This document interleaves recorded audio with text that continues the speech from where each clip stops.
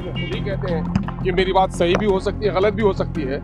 जब exit poll करने वाले ही अपनी जगह पर स्थिर नहीं है तो उस एग्जिट पोल के आधार पर क्या कहा जा सकता है।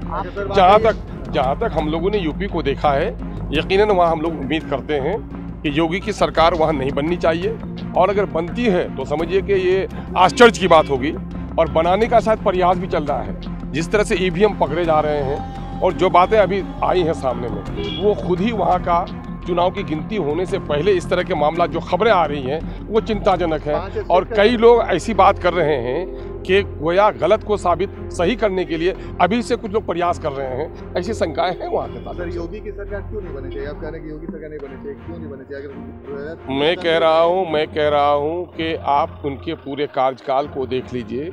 जिस तरह से एनडीए की सरकार में महंगाई बढ़ी है, जीएसटी, नोटबंदी और जैसे मामलात में कोरोना के ज़माने में जिस गंगा को पवित्र कहते रहे और वहाँ पर लाशें तैरती रही हैं, सरकार की विफलताएं सामने आई हैं, लोग बेरोजगार हो गए हैं, महंगाई बढ़ी है, पुलिस की दमनकारी नीति बढ़ी है, मॉब लिंचिंग्स बढ़े हैं, तो ऐसे लोगों की, ऐसे पापी लोगों की सरकार क्यों बननी चाहिए? आपकी पार्टी की क्या भूमिका वहाँ रहेगी? देखिए, मेरी पार्टी के लिए वो नई जगह है। हमने पूरे देश, पूरे राज्य में बड़ी मजबूती से इलेक्शन लड़ा है, बल्कि सरकार की विफलताओं पर जितना मुखर होकर हमारे नेता ने बात की है, कोई दूसरे लोग नहीं कर सके। यकीनन और किया है। हम समझते हैं कि हम अच्छा प्रदर्शन करेंगे। हमारा मामला सिर्फ जीत का नहीं है, हमारा मामला ये है कि हमारा वोट बढ़ा है, लोग हमसे करीब नहीं हो रहे थे, शंकाएं दूर हुई हैं, हम अपने संगठन को बढ़ाने के लिए और बड़ा विस्तार हुआ, पार्टी का विस्तार हुआ। कल परिणाम कुछ और आता है, यूपी में अखिलेश के फेवर में आता है, तो फिर सवाल फिर भी खड़े करेंगे? नहीं, मैं कह रहा हूँ कि जो बातें आज आ रही है, यकीनन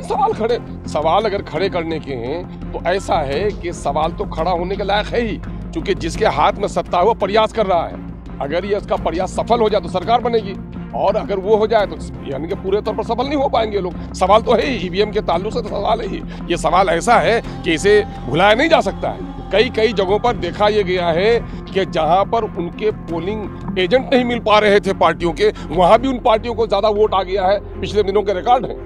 इसलिए शंका तो है इसमें कोई। अब सवाल ये पैदा हो कल की परिस्थिति कैसी होगी, उनकी सरकार खुद ही बन जाएगी तो वो हमको चाहेंगे कि नहीं चाहेंगे, हम कितने में जीत पाएंगे नहीं जीत पाएंगे, ये सारी चीज़ें भविष्य की हैं। हम भविष्य की बातों को बहुत ताकत से नहीं कर सकते हैं, एक आकलन कर सकते हैं, एक उम्मीद कर सकते हैं, लेकिन हमारी कामना यही है और देशवासियों की कामना यही है कि ऐसे लोगों की सरकार न बढ़े जो संविधान विरुद्ध काम करते हों, जो देश में रंग भेद जाति का उन्माद पैदा करते हों।